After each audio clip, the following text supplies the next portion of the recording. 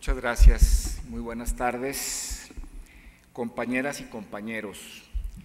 Quiero agradecer en un primer momento, tengo muy poquito tiempo, pero bueno, voy a tratar de aprovecharlo, pero sí agradecer la oportunidad de haber hecho este trabajo de reflexión con 4 grandes amigos, una compañera, 3 compañeros que bueno, colaboramos entre todos para poder hacer esta reflexión que está en el folleto de Trazando el Rumbo, que son Denise González, que está acá, Javier Urbano, Yerko Castro, Miguel Rábago, los 2 este semestre fuera de la universidad.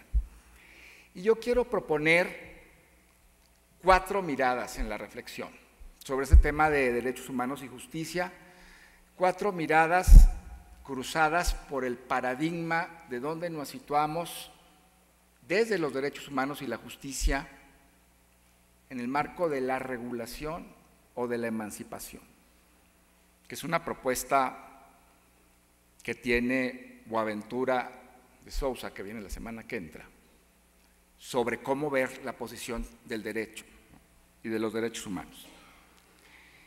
La primera mirada estaría muy enfocada a la regulación y que curiosamente es lo que identificamos nosotros como buenas prácticas en materia de derechos humanos y justicia. O sea, hicimos una reforma constitucional en derechos humanos que además de cruzar el marco jurídico mexicano, puso a los derechos humanos de moda. Claro, es importante advertir, la universidad fue pionera en el tema de los derechos humanos, esta universidad, precursora de los derechos humanos. Pero en 2011 nos ponen al revés porque cambian todo el paradigma con que habíamos pensado el derecho y las relaciones sociales, al menos en la estructura legal.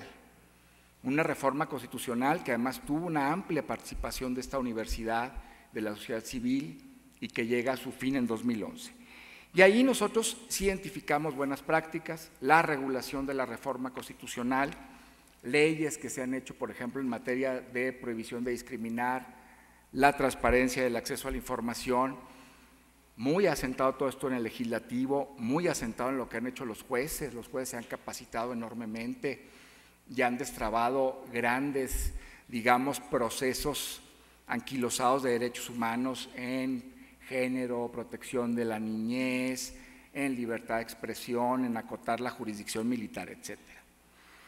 Pero paradójicamente esta regulación como buena práctica está bloqueada para transformarse claramente, aunque haya sectores que sí lo hayan hecho, claramente en un proceso completo de emancipación. Y esa es la segunda mirada. O sea, hay una realidad absolutamente discordante de la regulación y de los procesos institucionales, al menos de las autoridades que están desatando, y una realidad que está cruzando derechos humanos, con una crisis fundamental, completa de derechos humanos, y una crisis de justicia. Voy a ser muy breve. La crisis de derechos humanos, creo yo, creemos nosotros, producida por 3 tipos de violencia. Una, y que están ahí los datos duros también en el folleto de Trazando el Rumbo. Una violencia institucional que está producida por una situación gravísima de desigualdad y avalada por estructuras complacientes de todos los órdenes, de todos los niveles, públicas, privadas, que además en nuestros días esa violencia institucional se ha visto reforzada por el tema de una agenda de reformas estructurales en materia de telecomunicaciones, de competencia, de inversión, de energía, que puede no ayudar a quebrar ese proceso de desigualdad y de violencia institucional, sino ahondarlo. Luego, otra violencia impuesta por los actores privados en complicidad con las autoridades,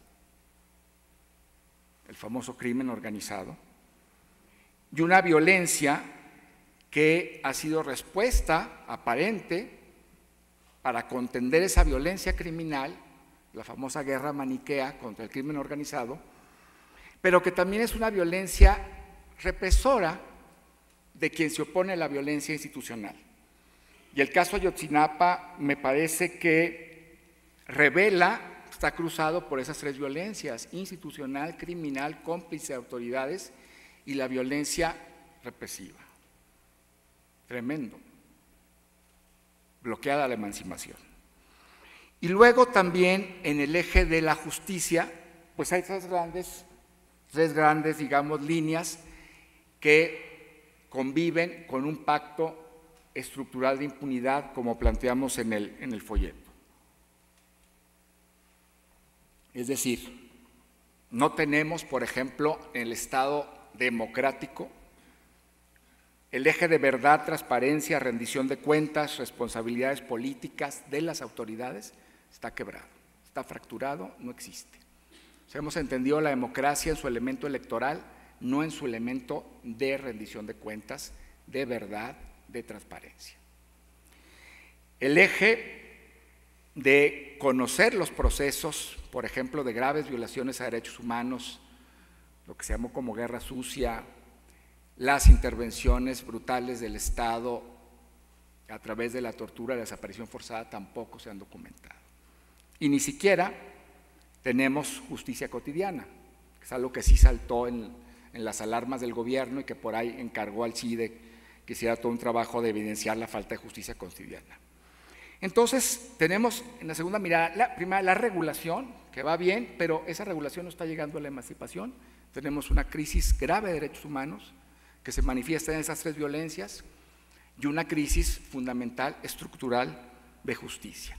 Y aquí un punto grave, que me parece gravísimo en esta realidad mexicana, es que pudiéramos entender que bastaría con la reforma de derechos humanos y el comedimiento que tienen las autoridades a los organismos internacionales, a las propuestas, a los tratados, para que entonces todo se completara y que entonces la reforma en derechos humanos o el discurso de derechos humanos pudiera legitimar el patrón gravísimo de violaciones a los mismos y de injusticia estructural.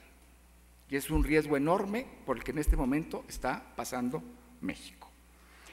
La tercera mirada, yo creo que sí hay que decirlo, es cuál es el soporte legal de esta situación, porque pareciera, dice Boaventura también, que lo jurídicamente correcto prevalece, o sea, la regulación, prevalece sobre lo socialmente justo, la emancipación. Y entonces tenemos datos del derecho que en lugar de ayudar a soportar un proceso emancipatorio en los derechos humanos, corroboran una realidad regulatoria que los hace aparentes. Por ejemplo, digo rápido, que la Constitución no se ve como una verdadera Carta de Derechos Humanos, es una Constitución fetiche, pero no un instrumento esperanzador. El sujeto de los derechos sigue estando dentro del modelo liberal, un tipo ciudadano para el que sí se generan ciertas condiciones y se pasa de largo por los excluidos. Estamos en un orden jurídico también de perspectivas homologadas, ¿no? Así como en el siglo XVIII el voto era para el voto censitario, para el blanco propietario varón, pues tenemos un derecho androcéntrico, patriarcal, hegemónico, que no contribuye a romper esas estructuras. Y además, cumpliendo con este patrón del derecho, es evidente que no se ha movido un ápice, o quizá un poco, pero un poco nada más, un derecho vertical, jerarquizado, petrificado en las formas, no dinámico, no dialogante. La plasticidad de la imagen, yo creo que son los procesos de enseñanza-aprendizaje del derecho. Es tremendo. Algo que debe ser memorizado, aprendido, no interpelado en su eficacia social, en su propósito social. Esa sería la tercera mirada. ¿Qué orden jurídico soporta esta estructura? Que además lo vemos cotidianamente, ¿no? Miles de víctimas a las cuales no le llegan las reparaciones, a las cuales no les llegan las remuneraciones, los recursos, miles de víctimas que se encuentran con dificultades de competencia, que si la PGR, que si las procuradurías locales, miles, ¿no? Tuvimos el caso de un chico baleado, una bala perdida de la Marina en Acapulco, queda paralítico, y el calvario para hacer que las estructuras funcionen ha sido brutal, brutal. No hay emancipación, hay regulación. Y la cuarta mirada es un poco descender aquí adentro, es decir, si nuestras relaciones están en clave de derechos humanos, de regulación o de emancipación. Y yo hago una serie de preguntas y hasta ahí lo dejaría. ¿Qué implica el empoderamiento y qué implica estar empoderados? ¿Es el empoderamiento en los derechos un obstáculo para una práctica exitosa en términos institucionales? Es decir, pensaríamos como buena parte de la sociedad mexicana y de los operadores jurídicos y de los políticos que una buena parte de una agenda plausible de la seguridad pública en ese caso, o bien de la convivencia, tienen que pasar por el autoritarismo. ¿Qué implica nuestra concepción de la normativa y de los procesos institucionales? Y si la eficiencia está en función de las medidas que se toman o del resultado que producen. Eso para dentro de casa. Y pues también es trazar el rumbo, ¿no? Gracias.